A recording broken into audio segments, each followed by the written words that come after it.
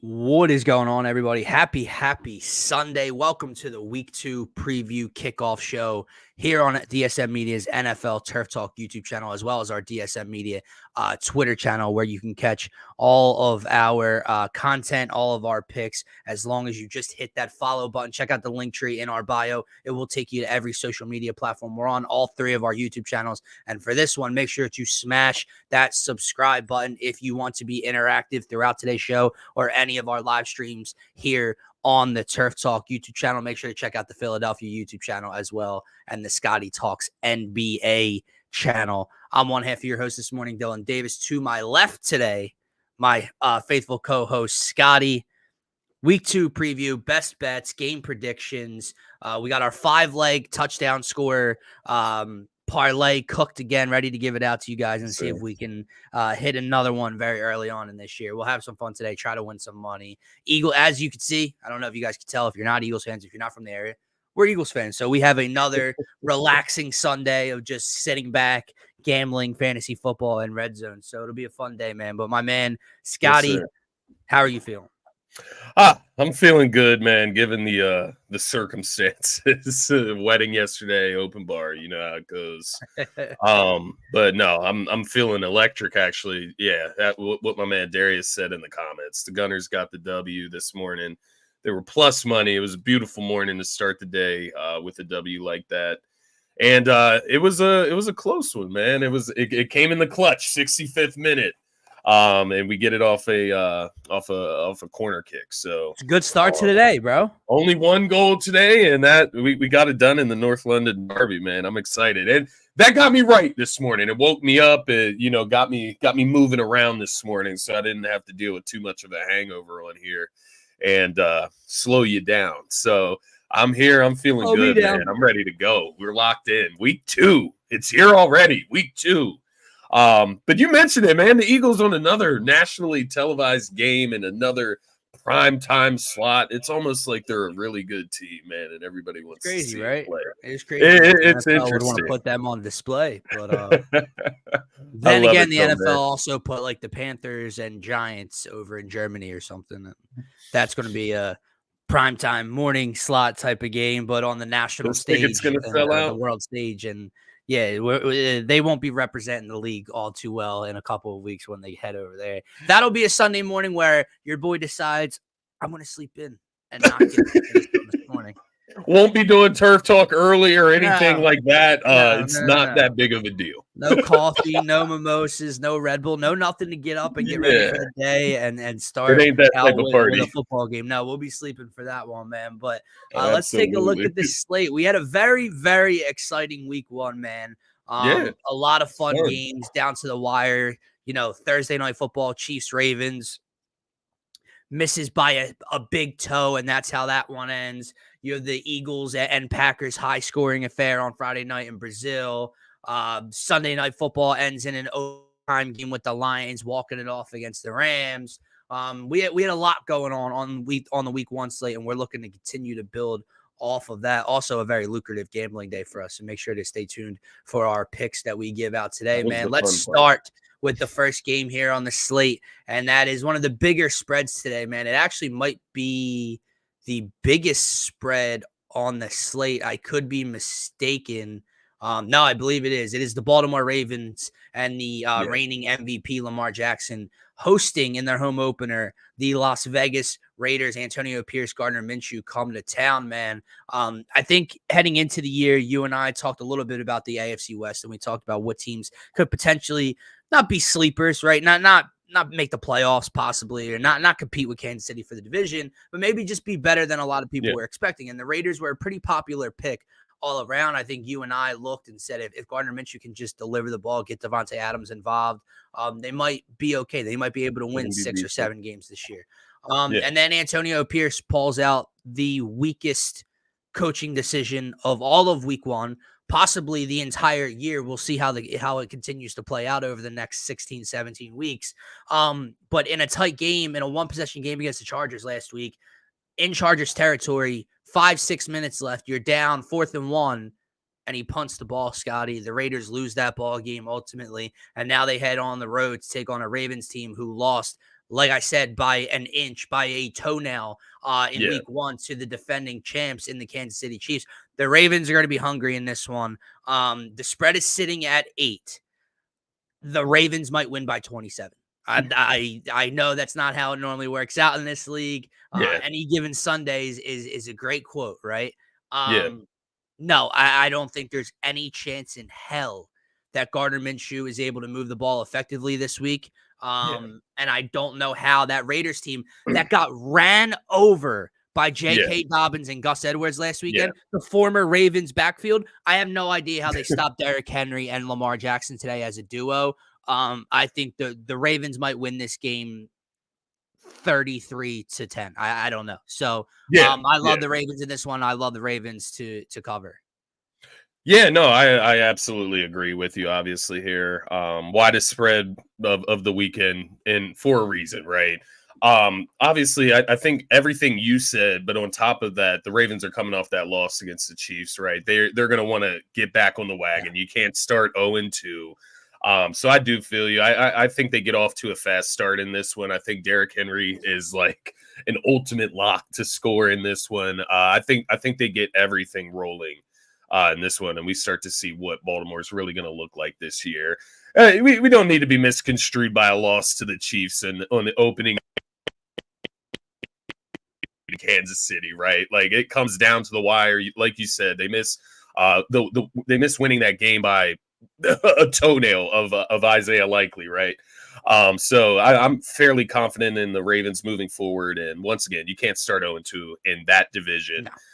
So this is going to be a big game, but like you said, I think they're going to take care of business. I think they're definitely going to cover the spread. Yeah, and as it is the biggest spread of the Sunday slate, it is probably going to be one of the more boring affairs. Now, I know that's crazy to say when you're talking about a talent and an MVP like Lamar Jackson, but we'll see how lopsided this one gets and how early it may get out of hand, Scotty. And it's funny, I said I don't know if Gardner Minshew is going to be able to move the ball. I do believe it was Gardner Minshew leading the Colts in Baltimore last year, possibly week 2 or 3. It was very early in the season, and beating the Baltimore Ravens, possibly in overtime or very late in the game, if I'm remembering correctly. I just don't think that's even going to be close to a possibility today. Again, the Ravens are coming off of a heartbreaking type of loss, and sometimes, especially with a team like the Chiefs, who seemingly were in the Ravens players' heads, right? Like Lamar Jackson's comments, Isaiah Likely's comments after the game. Sometimes that can carry over and be a bad thing moving forward. I don't think so. And it's not even just the offense today, Scotty. I don't know how much this Ravens defense, this tough, hard-nosed, physical defense, is going to let the Raiders move the ball on their home field today. So that's why I really do think they cover. Like, I don't think the Raiders are putting more than 13 or 14 points today. So I'm actually curious what their team total is set at.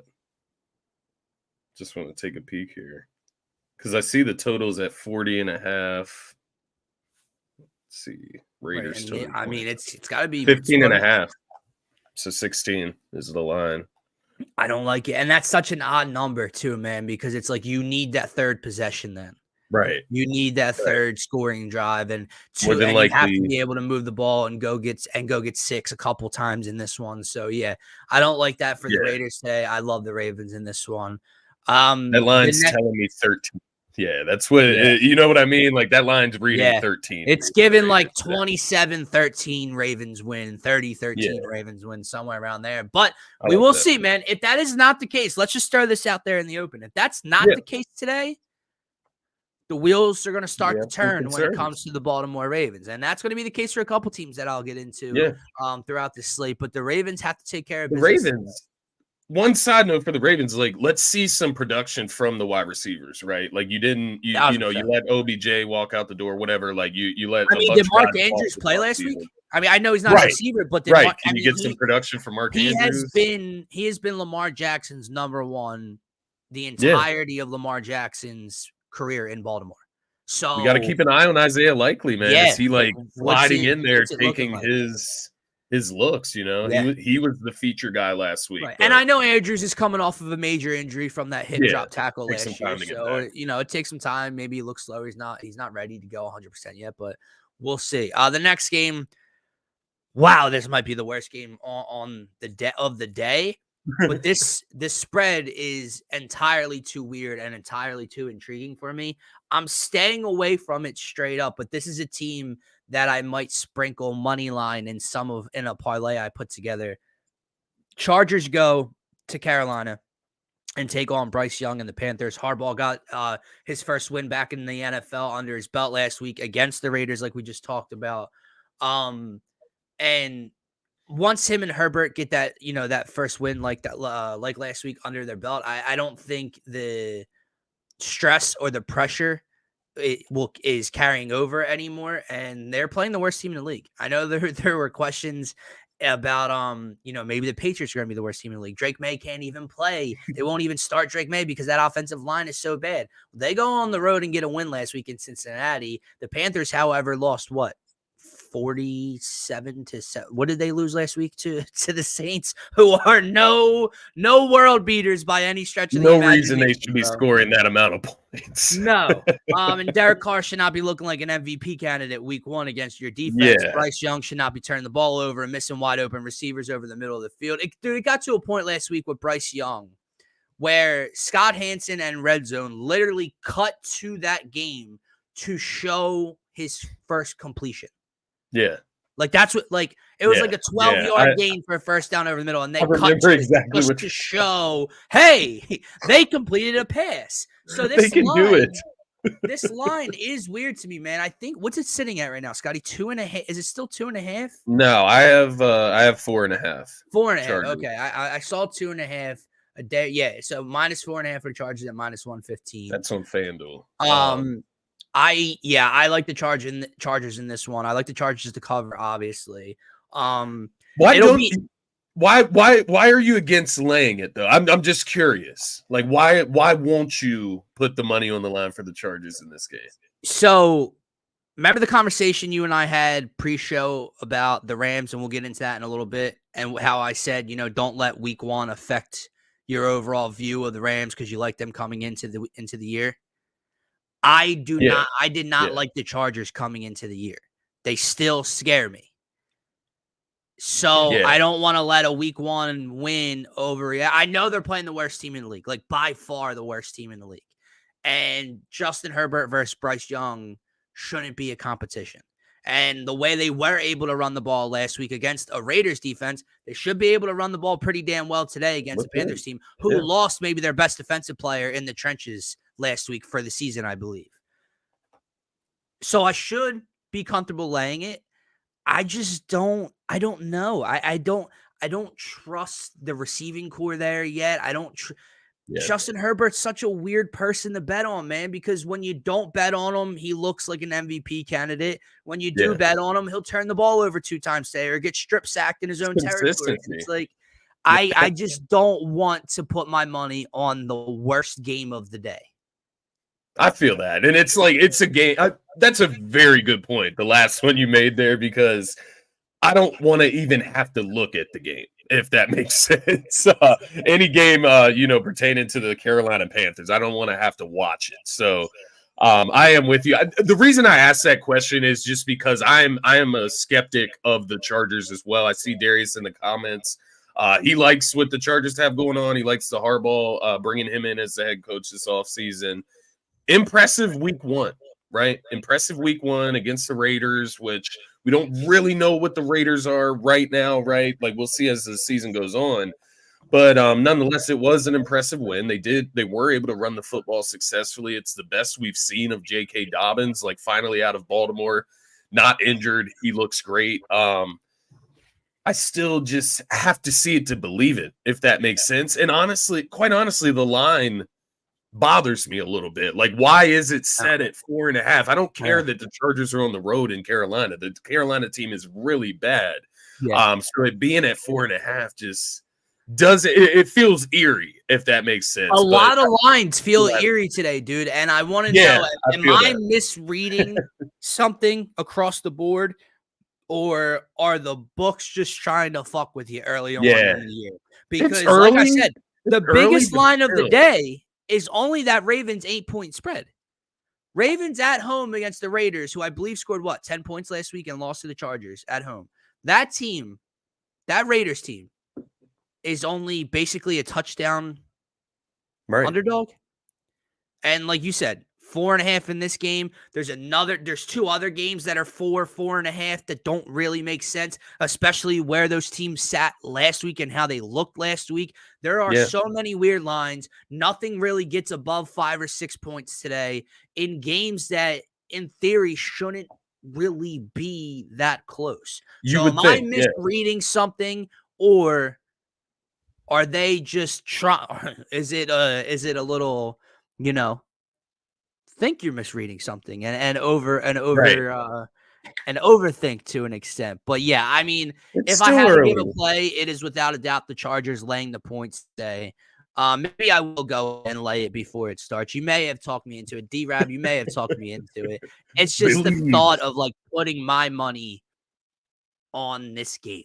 It's disgusting. And brother, if loses, you're gonna hate Justin Herbert. Correct. But then again, I did put my money on Northwestern State versus South Alabama last Thursday. So it's like, can I really complain about where it's going? So, we'll that was like 100-0 or some shit.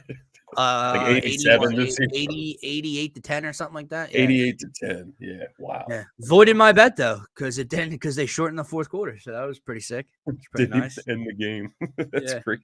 Another one we're going to be keeping our eyes on today, man. I believe this is a 6-point spread as of this morning. The Saints, who are 1-0 and laid that beating to the Panthers last week, head to Dallas and take on our arch nemesis, the Cowboys and Dak Prescott.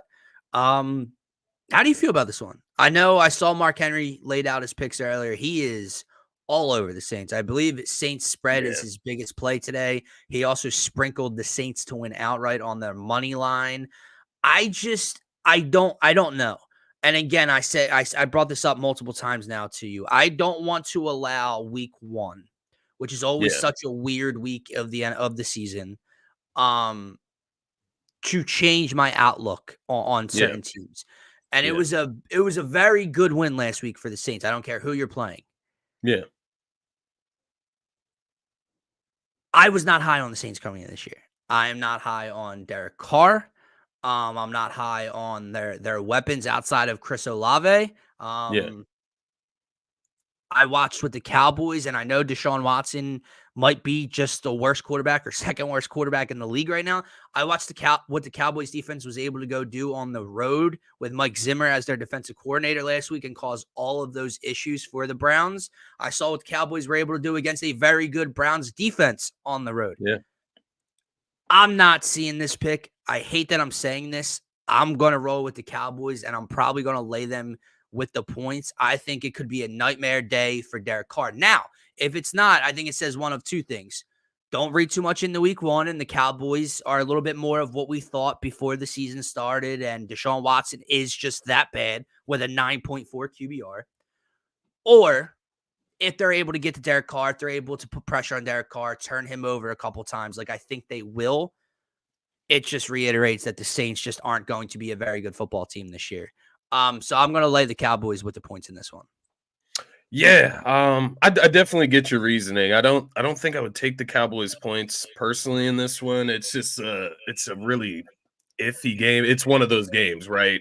Where, like you said, you don't want to read too much into week 1, but at the same time, it goes both ways. So, like, am I reading too much into the Cowboys' success week 1, or am I reading too much into the Saints' success week 1, right? And then balancing it out against each other.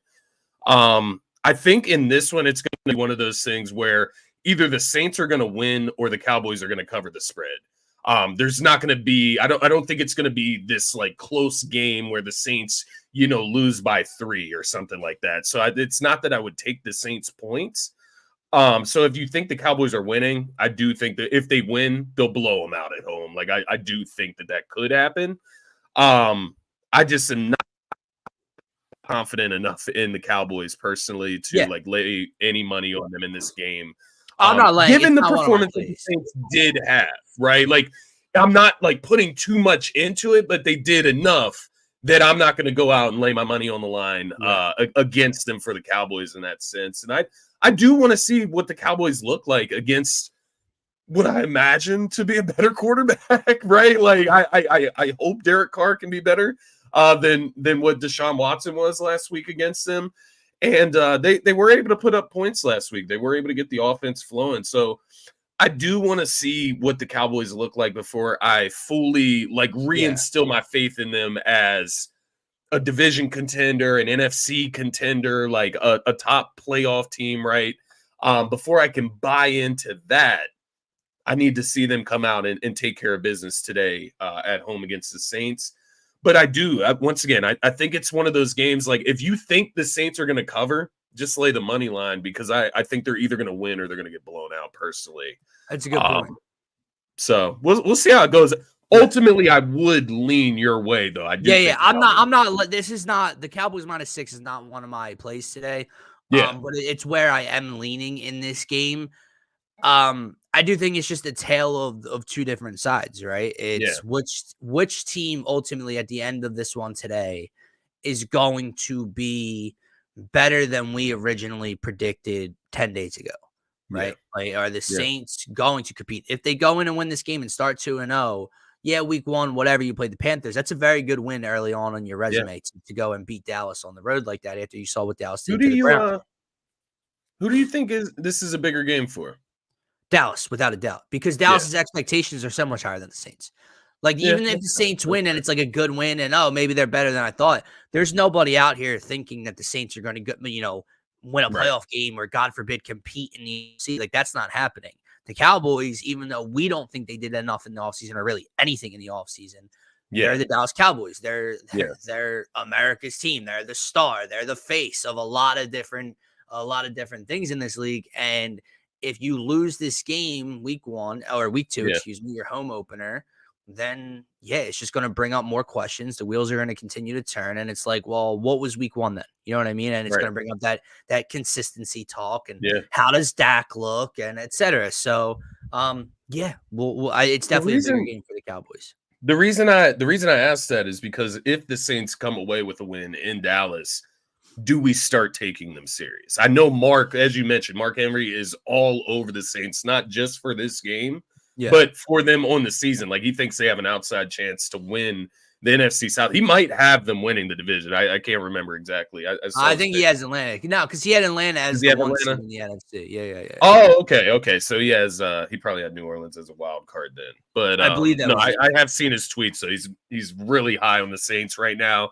I'm not in that camp, man. But if they are able to win on the road in Dallas, maybe I start to take them a little more serious. I was higher on the Saints a year and a half, 2 years ago when Derek Carr first came over, and that defense was a little bit younger. And you put him with Kamara, and at the time of Michael Thomas, and it's like, all right, just since Drew Brees retired, they've just been lacking a quarterback. And I used to like Derek Carr. I thought Derek Carr was a top 16 quarterback in the league. I thought he was in the top half of the league. Derek Carr and the Saints have been a train wreck the last 2 years. And I just don't think that like anything's changed. I don't think Derek Carr all of a sudden is a top 12-ish or top 15 quarterback. The Saints haven't really added anything on the offensive side of the ball. They brought in Jamal Williams last year to go with Kamara. That's a good 1-2 punch. Okay. Olave is a good number 1. But like, who scored the first touchdown for him? Rashid Shaheed. Like, they're still throwing go routes to Taysom Hill in the corner of the end zone. Like, I just stop. So I don't like their head coach. The defense is a little bit older. I'm not in on the Saints this year. And I don't think they get it done today. But we'll see. I could be way off on this one. Next one, man. NFC playoff rematch from last year in the divisional round. The Bucs and Baker, who looked awesome week 1 at home, go to Detroit and take on the Lions, who struggled a little bit. Yeah. Like, I have a question. How is this the second highest line of the day? That's what I'm saying. 7.5? Like, really? I get the Lions are at home again, but how are the Lions against the Bucs basically the same line as the Ravens at home against the Raiders. What is happening? Right. It doesn't make sense, but maybe they're looking at Detroit as this powerhouse. Maybe it's a matchup thing. I'm not sure. But this game is interesting to me. It's interesting to me. Let me ask you about the total. I think it's sitting at 51 and a half right now. And I think that's where a lot of eyes go when they look at this matchup, right? Like the Lions, high flying offense from last year, didn't really get going. Ended up putting up 26, but that's from an overtime touchdown. So only had 20 points in regulation. At home against the Rams defense last week. Jared Goff was okay. Amon-Ra didn't get involved. And then so you're expecting that outburst from them this week to bounce back. And then you see what Baker and Mike Evans and that offense looked like last week, putting up 37 or so against the Commanders. People are expecting a lot of points. I think that's where the eyes go. I don't know. Maybe. Feels like their defenses are better this year. Yeah. Well, the Bucs had a decent defense last year, and I think that's consistent this year. Detroit's defense looked better-ish. No, they did. The Rams, right? Like, they looked pretty solid against the Rams. I don't know. It's at 51.5 right now, so, obviously it never splits down the middle, but 26 points per team. Like, it is a game that could get, 30, 31 to 24-ish, right? So I guess that's the idea, right? That in theory is how this game would play out, but I don't know. It never plays out that way, though. It's always these matchups that look, so prolific from a scoring standpoint. Look at the Rams. Look at the Rams Lions from last weekend. That spread that over was 53.5, 54 points. Yeah. It's 2020 at the end of regulation. Yeah. Literally. So it doesn't always. How do you feel about this one? Baker Mayfield over 1.5 passing touchdowns. How do you feel about that? It's at minus 132. I do like that, man. I do like that because I don't know how well they're going to be able to run the ball this week. If my memory serves me correct, I don't have the numbers next to me. I don't remember the Rams being able to run the ball all too well last week, and the Bucs have had issues with this core, with this offense running the ball with Rachaad White and so I do think, even when they get down to the 15, 10-yard line, I do think they're still going to look to roll Baker out and let him punch it across. So that is a play that is definitely very interesting in this one. I do have a touchdown score in this game to go in my parlay that I'll get to when we get to that segment. Amon-Ra is obviously very intriguing. What do you have last week? 14 receiving yards, was hardly involved at all in that one. You would expect him to get going. But I have someone else involved in the parlay. So we'll see, man. Spread-wise, I don't know. I'm telling you right now, this is not a game I'm betting in terms of the spread, the total.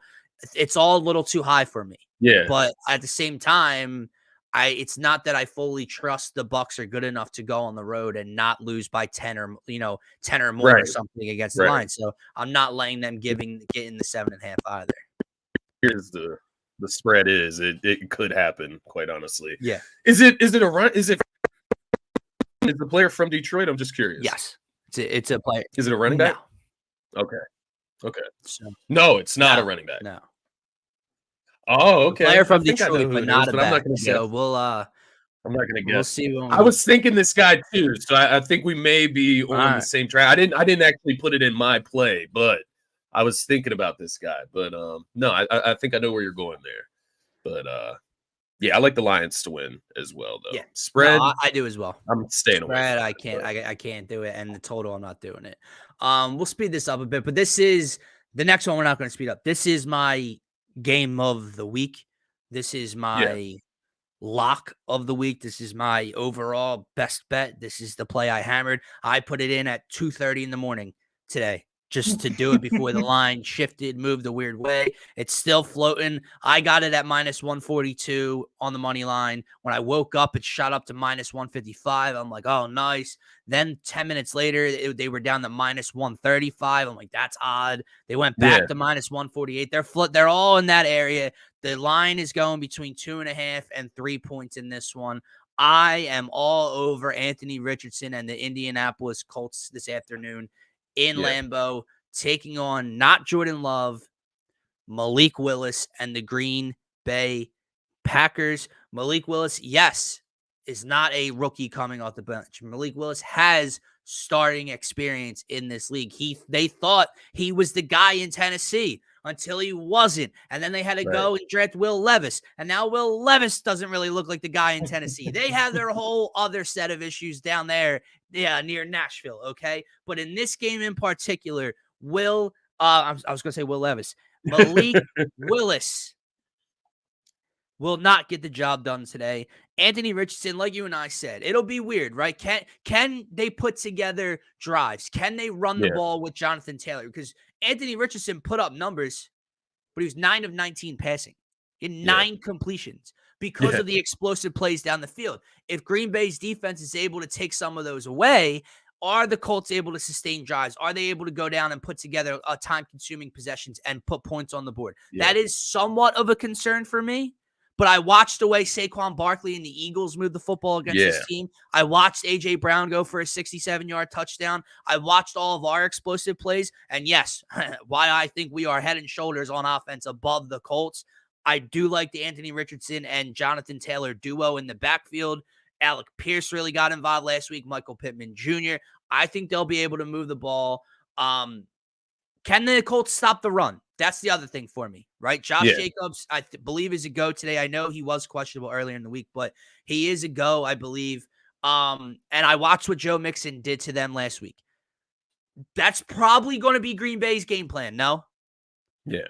To run the ball, maybe get Jaden Reed on a couple of reverse tosses and get them, so can Indy not give up 180 to 200 rushing yards today?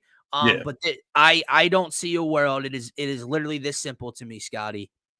Anthony Richardson, Malik Willis. And it's not a pick 'em, but it's a 2.5 point spread. The money line's around -140. In any sort of situation like that, give me the much, much, much better quarterback. And I'll take the Colts today. It's my best bet.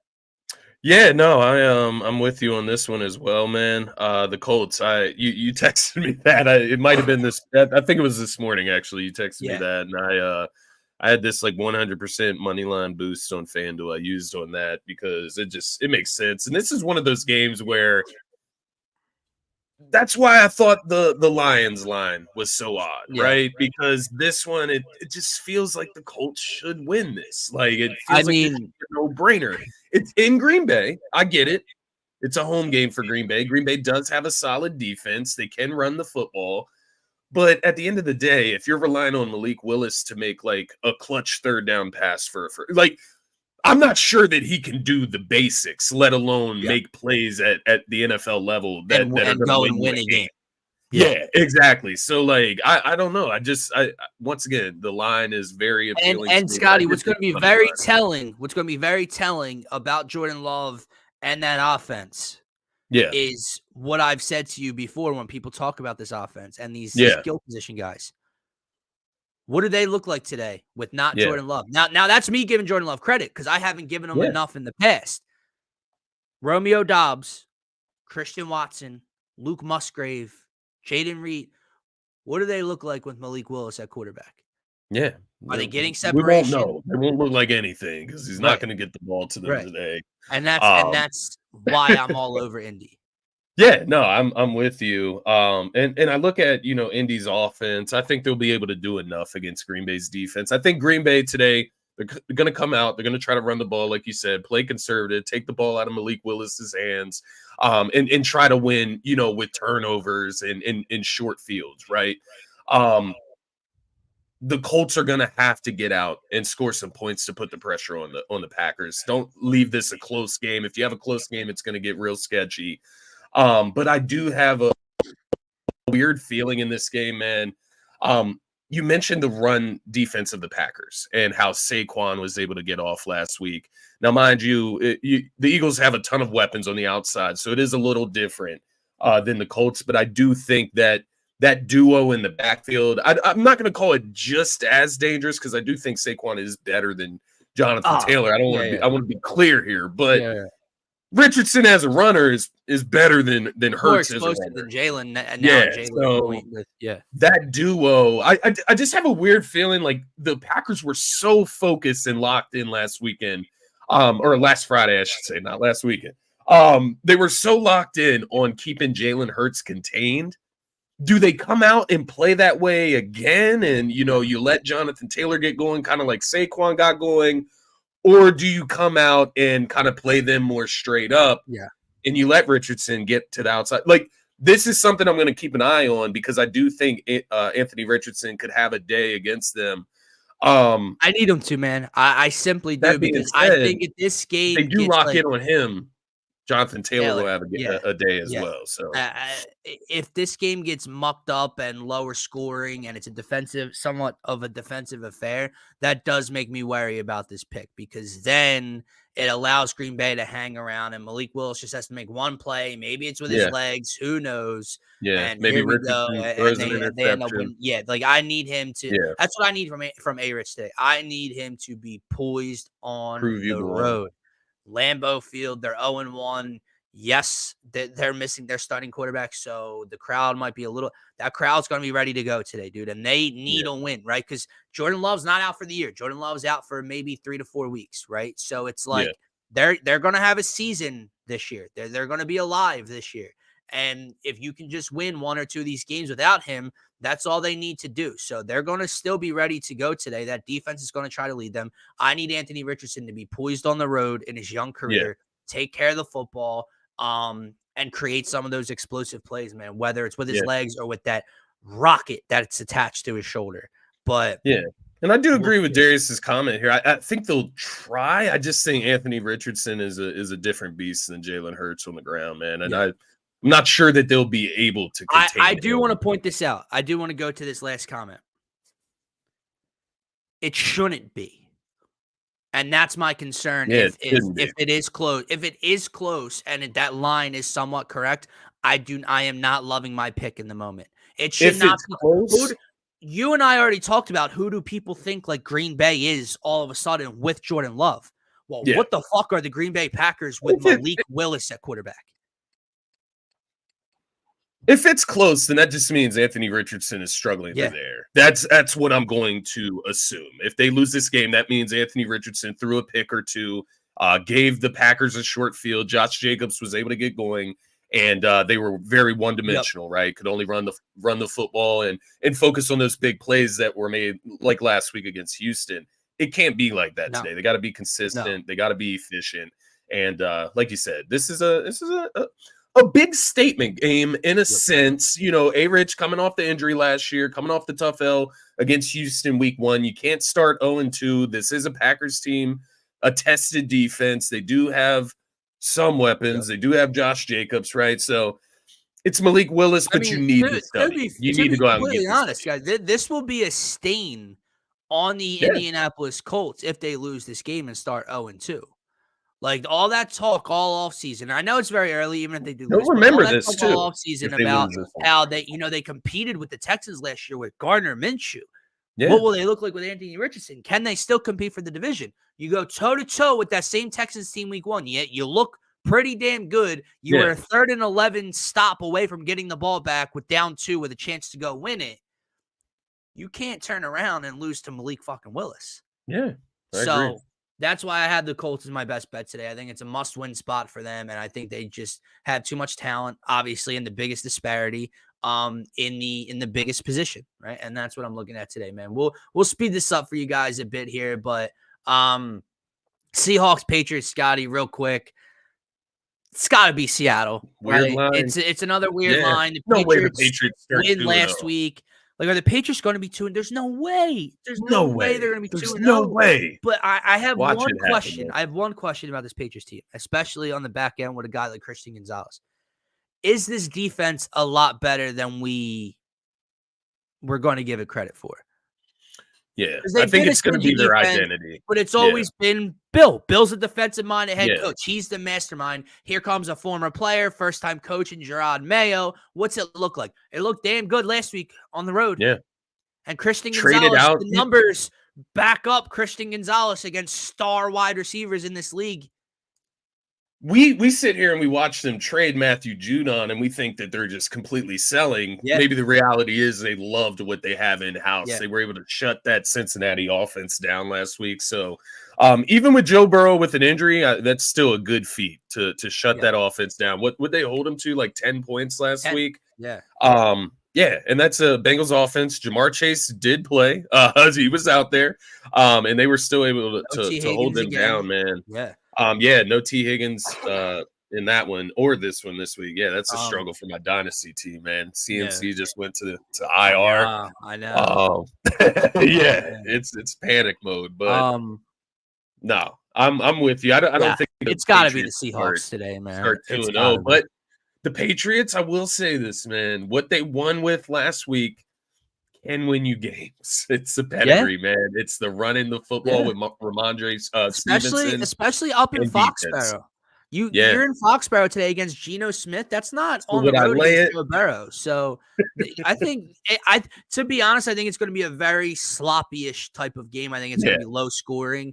And that'll I like the Colts pick more than the Seahawks pick. Like, I picked the Colts money line, 100% boost over the Seahawks. Yeah. I could have done it with the Seahawks, but no. Yeah. I'm not trusting. I agree.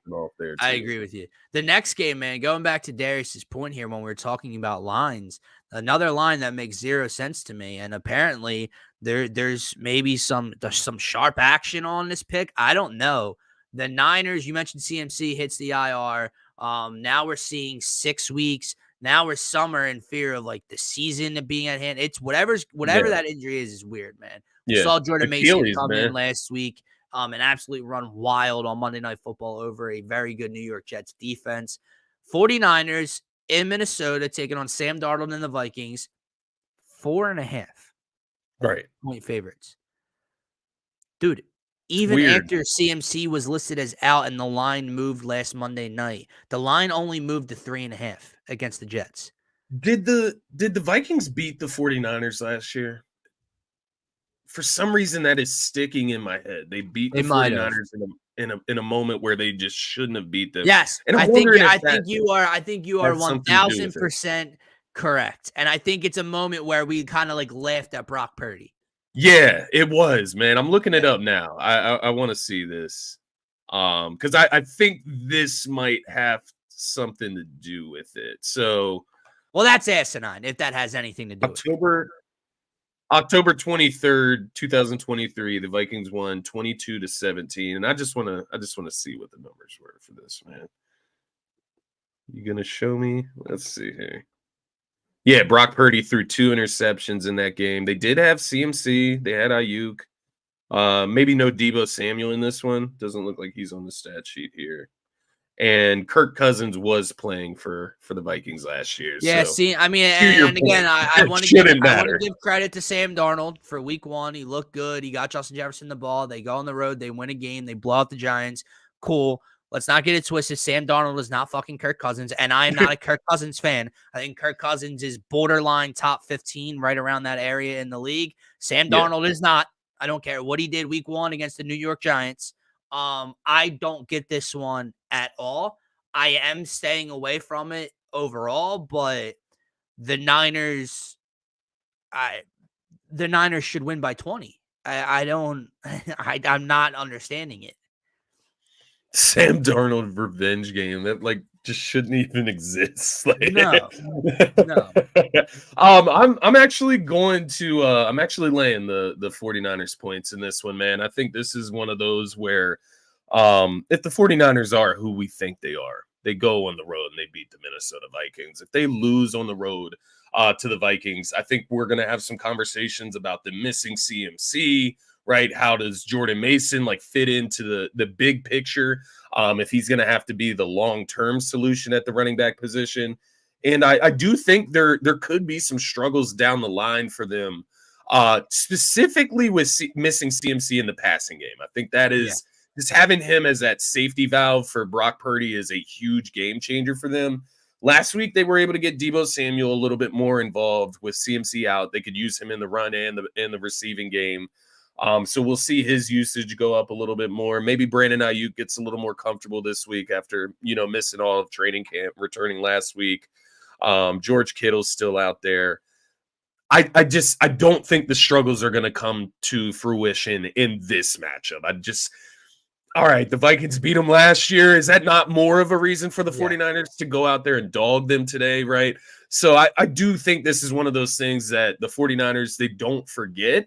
But I will say this. There was who said it after the Jets game last week that they were about to play a better team. It was some type of phrase like that. Don't quote me on that. I believe it was Bosa that said it after the San Fran New York Jets game and said something like, we got to get prepared. We got to get more prepared for next week. Like, we got to be more prepared and better than what we were today against this team. So that was an interesting comment to me, because I'm like, the Vikings, like Sam Darnold, like for real, like you got to like do some extra prep.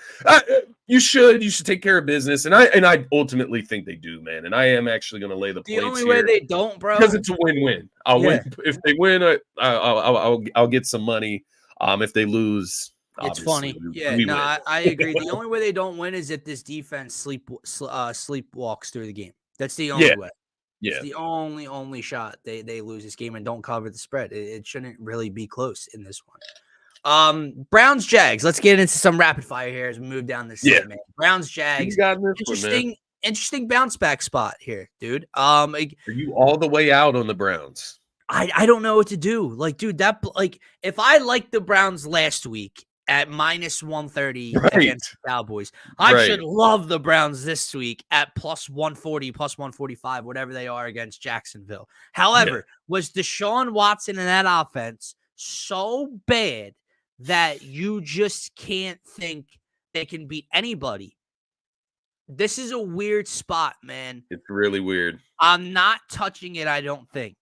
Me either. Give me the Browns and the points. I know he had a 9 QBR. Like, that is almost, I think you could go out on a football field and get me a 9.4 QBR, Scotty. I think you could dump the ball off to Jerome Ford 15 times in a game and just get me a 12 QBR or something in this one, okay?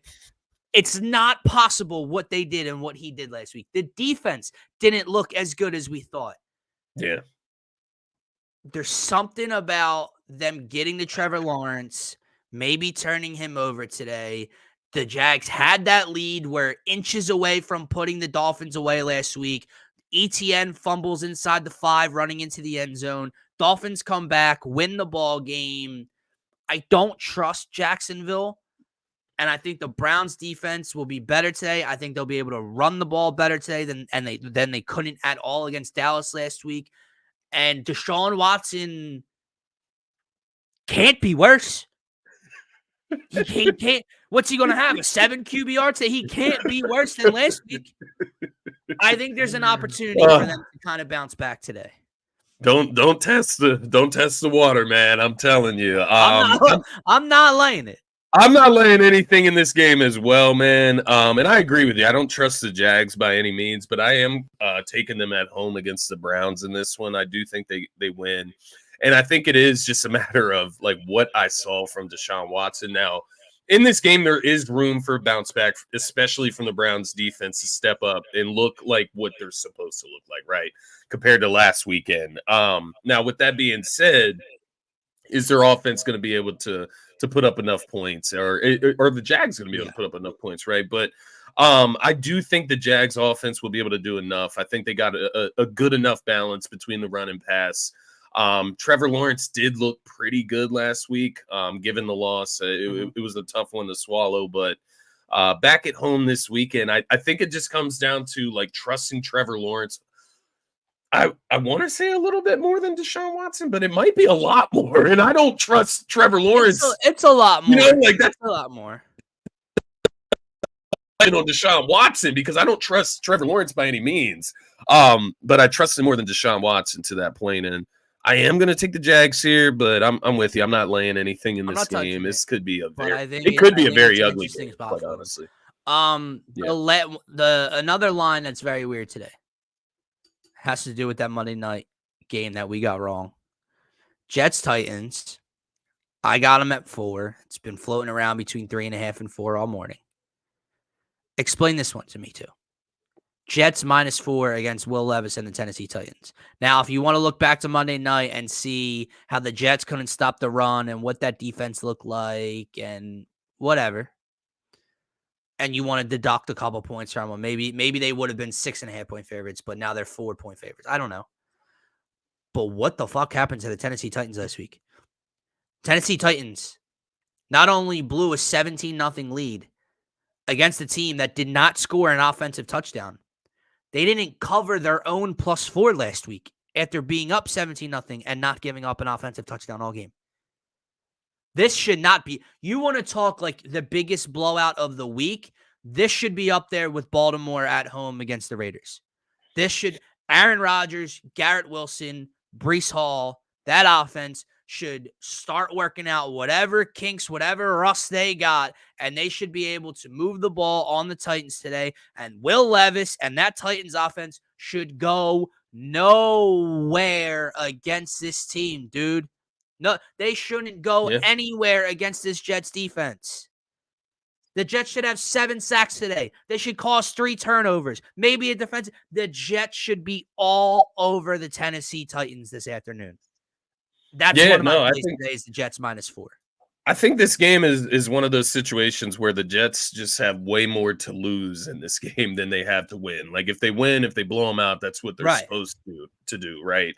If they lose, we're going to be talking about some major concerns. Oh, hell yeah.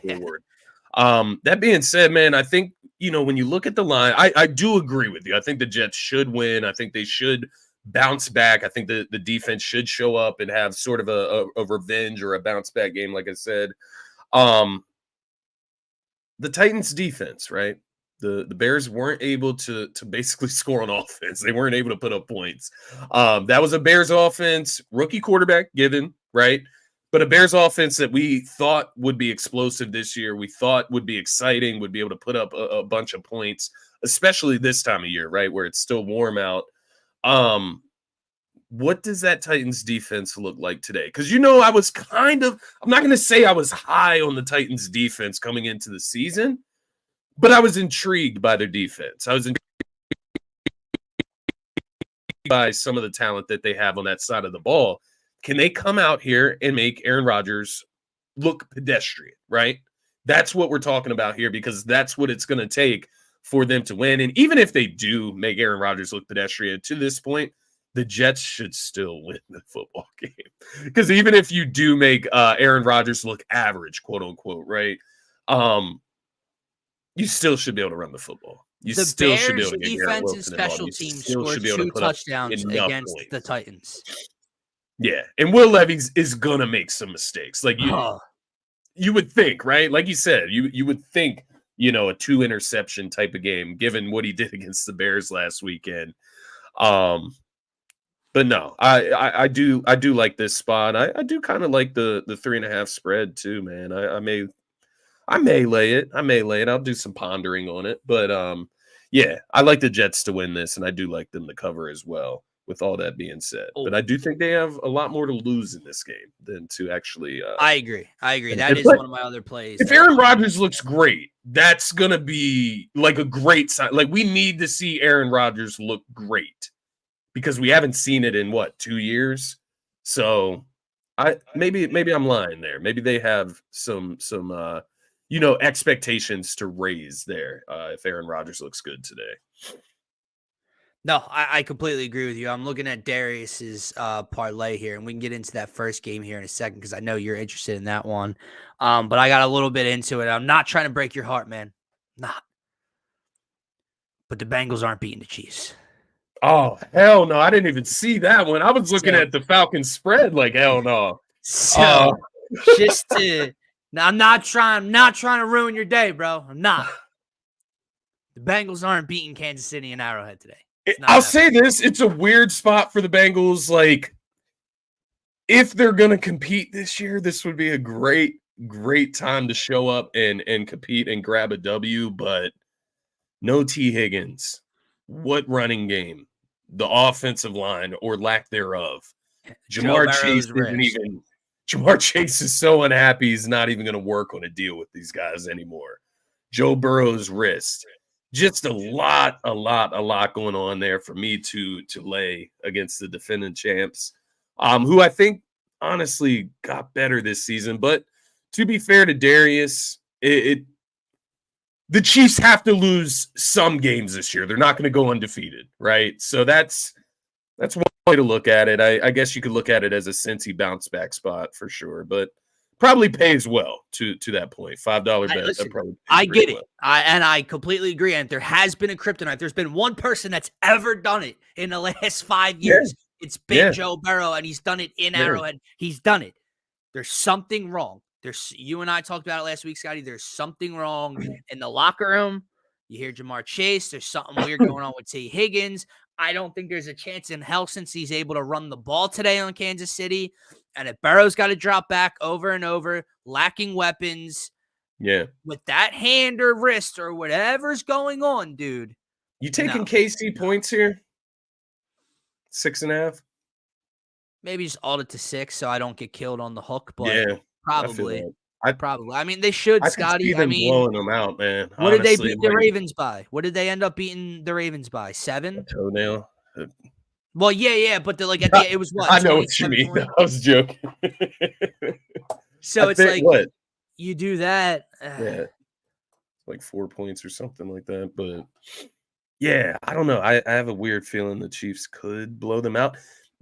I said it before the season started. This feels like the end of the Bengals after a very short era, if that makes sense. Like the Joe Burrow, Jamar Chase, Mixon, T. Higgins era, that offensive dominance. It's not so dominant anymore, at least of late, right? Joe Burrow hasn't been able to stay healthy. You got unhappy wide receivers. You have no running back. I don't know. I don't have a ton of faith in the Bengals anymore. Evan Engram out today for Jacksonville? Yeah, I was actually going to say I'm switching to the Browns because I think that is actually huge. I think that's a safety valve for Trevor Lawrence. So anyway, he said, "You can't ruin my day today, big dog. Can't do it." I got a parlay sim waiting for you too, bro, in a minute here, but we'll get to that in a second. So I think that lets you know we're both on the Chiefs today. Take care of business against the Bengals. Let's get some rapid fire real quick, Scotty. Commanders or Giants? I'm going Commanders in this one. Not fucking touching it. Not touching the total. Not touching either side. I did like what I saw from Jaden Daniels last week, especially as a runner. Daniel Jones on the road. Not today, pal. I do like the Commanders to win. Yeah, I think I'm going with the Commanders in this one as well. I'm not going to lay anything, as you said. I did think about a Jaden Daniels rushing tutty, but, those could get hawked by Brian Robinson over there, so I'm not going to lay that. But I do like the Commanders, and I think this is a very simple point to, kind of end my point on this game. Yeah. Jaden Daniels is better than Daniel Jones, and it's as simple as that. He's going to come out and make more plays than what the Giants offense are able to do. And I do think the Commanders are able to come away with the victory. Played a good Bucs team last week. I think, maybe I was sleeping a little bit on the Bucs after last season, sleeping a little bit on Baker Mayfield, but I don't think a loss to the Bucs in week 1 is the worst thing in the world for the Commanders. No, on the road, rookie debut, not at all. I agree. Steelers, Broncos. Justin Fields gets the start. Looks like a very, very, very defensive game, man. I'm going to go with the Steelers. Both defenses are good. I think the Steelers might have the best or top 3 defense in the league. Seeing what they were able to do on the road against Bijan and Pitts and London and Kirk Cousins in their debut together, I think Bo Nix turned the ball over 2 times last week in his rookie debut. I think if there was a defense that's able to frustrate a young quarterback more, I think it's Steelers defense against Nix than it is the Broncos defense against Fields today. I think the Steelers will try to run the ball a little bit, get Pickens involved on the outside. I think they'll win an ugly, low-scoring game, but nonetheless, they'll be 2-0. Yeah, I'm with you on Pittsburgh, quite honestly. It's a defensive factor. I think they'll be able to turn Bo Nix over more than what the Broncos will be able to do to Justin Fields. He's getting the start again today? Yes. Yeah. I was pretty sure. I didn't double-check before we hopped on here, but that's interesting, though. It would have been interesting if Russell Wilson got the start against his old team. But nonetheless, Justin Fields gets the start there. It does make the game interesting, though, right? Like, if Justin Fields has a meltdown, I think that's why I'm staying away from this game, like money line, spread for Steelers, anything like that. Just because you never know with Justin Fields. What if he comes out and has a 2-3 interception type of day, turning the ball over, can't get the offense moving? Will they be able to score their first touchdown of the season today, man? What do you think about that? I wonder what the odds on that. Yeah, I think they'll get in the end zone today. I don't think they're kicking 5 or 6 field goals and winning fucking 15 that was very 12 or odd. something. But you have to be unlucky for that to happen. But lucky in the same sense because they won. Yeah, whatever. I do like the Steelers in that one, though. No, I completely agree with you, man. Let's get to your game. Final game before Sunday Night Football tonight that we got to discuss. Rams at Cardinals, NFC West showdown. A pick'em, basically. I think it's a 1-point spread at the moment. It is a pick'em out in the desert. I said this to you before. It's kind of been the theme of the show. Don't allow week 1 to change your outlook on things you liked 10 days ago. Yeah. You were big on the Rams coming into this year. We both said the Cardinals could make a little bit of noise, could be good offensively. Obviously, they get out to a nice lead in Buffalo week 1. Kyler and James Conner look pretty good. Marvin Harrison doesn't even get involved in the offense. We're expecting him to probably today, so that could change things as well. The Rams do lose Puka Nacua. The Rams lose in overtime. Both teams are 0-1. I think I know where you're going, but let me know if you're playing it or not. Yeah, man. I'm definitely hammering the Rams money line in this one. Like you said, you gotta stick to what you believe. And I came into this season thinking that the Rams had a legitimate opportunity to win their division. In order to compete for the division, to contend for the division, you have to win games like these. And I think, while Arizona is intriguing, they're exciting. I think Marvin Harrison Jr. will have a better day today. Can't be worse, right? I think he only had 1 catch last week. I think they'll make a point to get him involved today and get some offense running through him. I think it is going to be a game we see a good amount of points in. I think both of these teams will be able to score. But I like the Rams to win this one. When you simply look at it from this standpoint, which one of these teams would you have picked to be 0-2 to start the season? I would probably go with the Cards in this case. But being in Arizona makes it interesting. I will say that. Obviously the Rams going on the road. Cardinals exciting team. What's that fan base look like there down in Phoenix? But I do like the Rams. I think once again sticking to what you said there at the beginning. Don't let week 1, completely flip flop on certainty. There's some teams I'm out on. The Rams are. Rams, that was a good Rams, Detroit team at home, right? So. In overtime. Yeah. After they lost Puka in the first half and couldn't really run the ball. Like there's nothing wrong with what How much does Puka went down impact that offense, though? That's something to keep an eye on today. How much are they hindered by not having Puka? That's an 1,000-yard receiver to go alongside Kupp. But I will say Tyler Johnson looked great against Detroit last week. I really liked him. So we'll see if he can step up again. But I do think a big day for Marvin Harrison Jr. I think they make a point to get him involved in Arizona.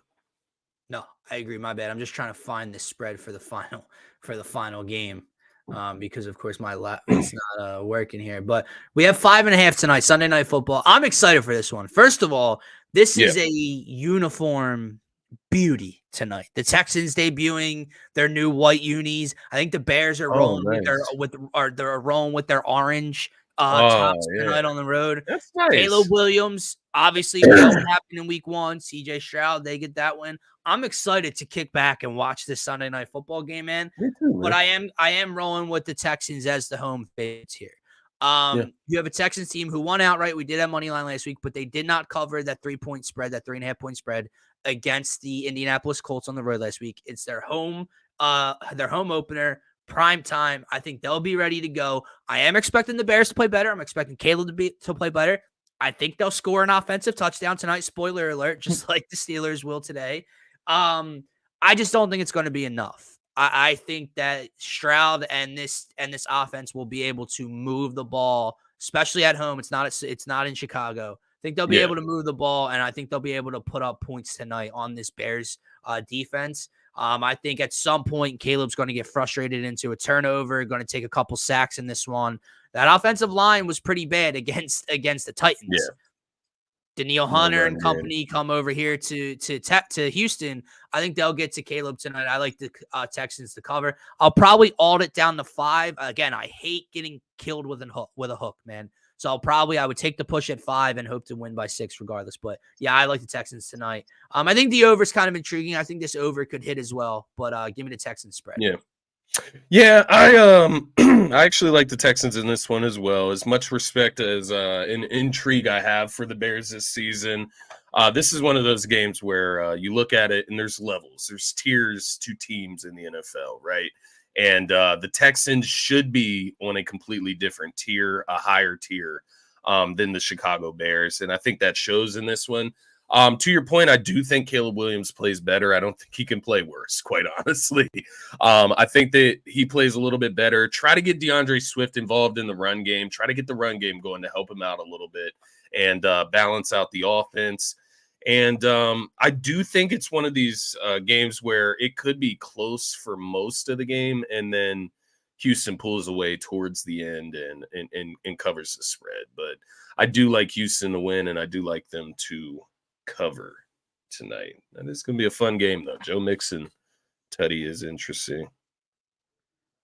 No, I completely agree with you. My bad, man. I'm getting texts about fantasy football from family members asking who they should put in their flex. I don't know. Leave me the hell alone. I lost week 1 because Chris Olave and Marvin Harrison Jr. combined for 1 effing point together, and then I just played against James Cook on Thursday Night Football. So I'm not the biggest fantasy football fan at the moment, Scotty. However, we are looking to bounce back in the gambling slate. For those of you that aren't following right now, I see about 50 of you in here right now, less than 10 on the YouTube channel. So that tells me a lot of you guys are watching on Twitter.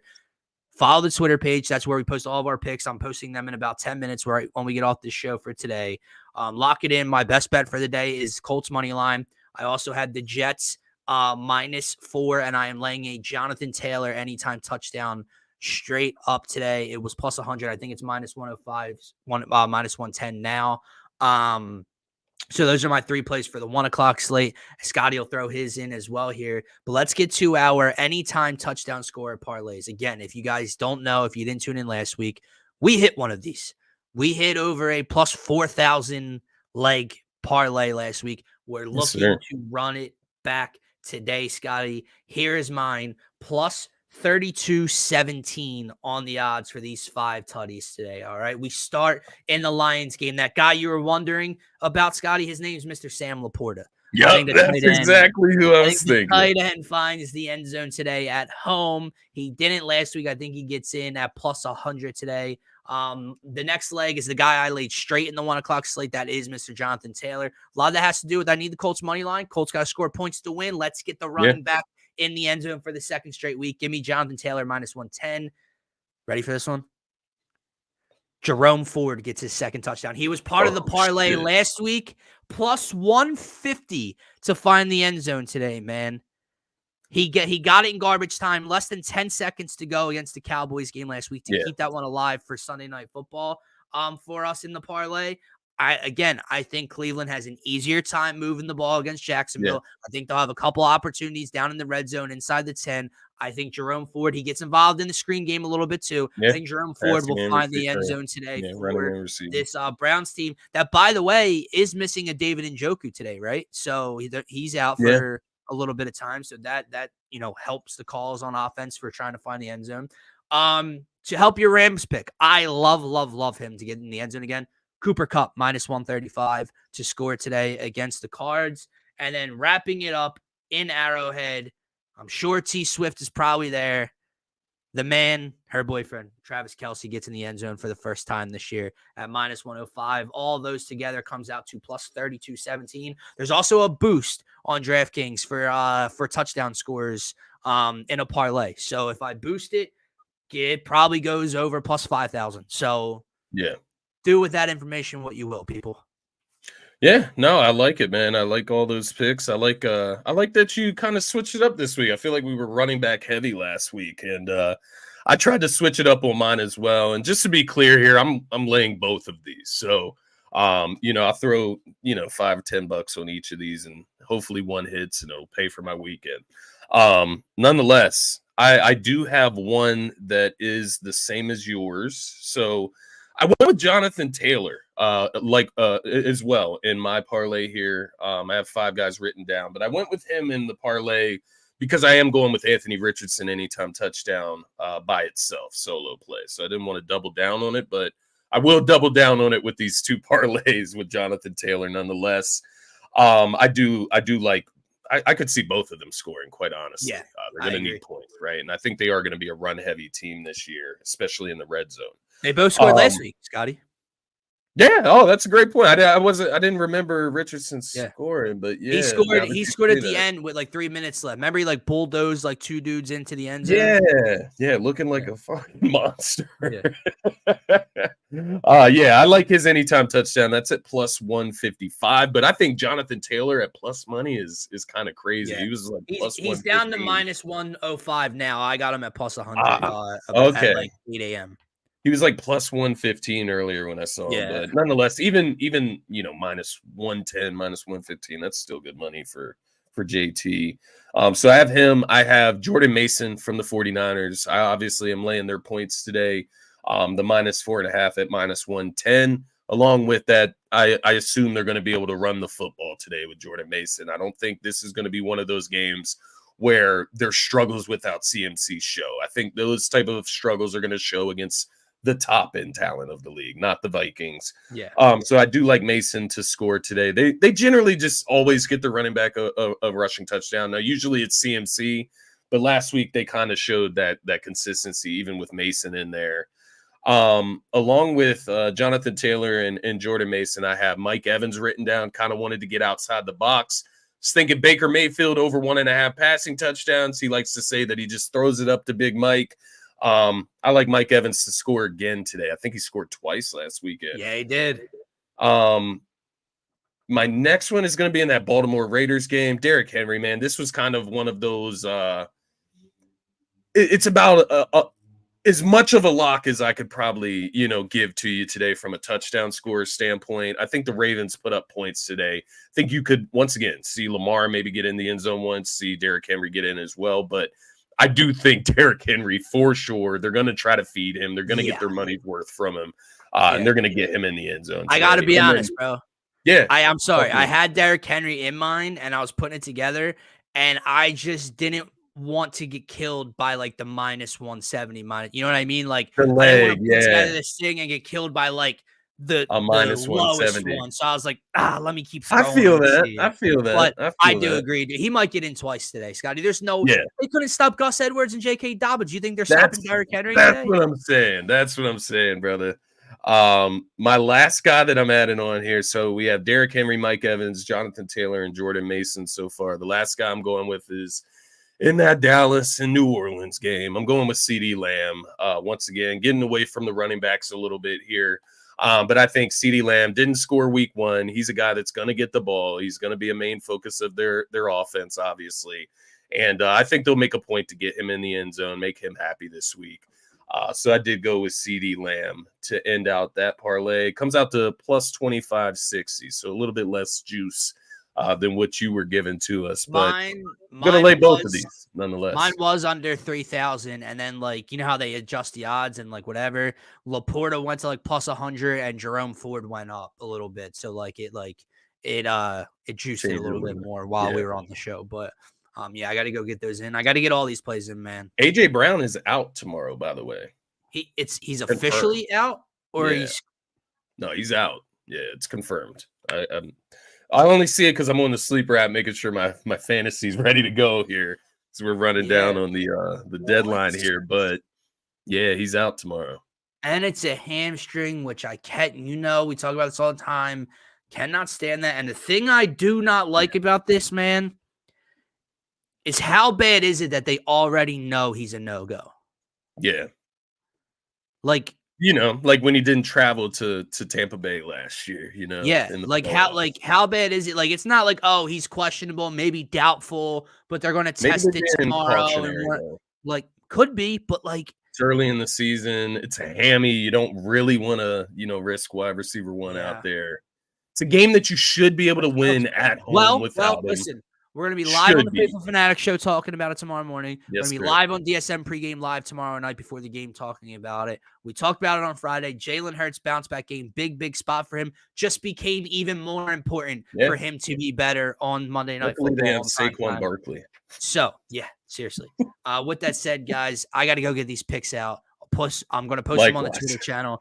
If you guys are following, if you're subscribing, the picks will be out soon. Drop a comment, like it, share the tweet. Let us know what you're tailing with us, what you're riding with. We appreciate you. If you guys are watching on Twitter, if you're watching in replay form, make sure to do us a favor, do yourself a favor. Subscribe to the YouTube channel. It is the best and only spot to get your comments pulled up with us and be interactive with us on our live streams. We can't see you on Twitter. For myself, for Scotty, have a great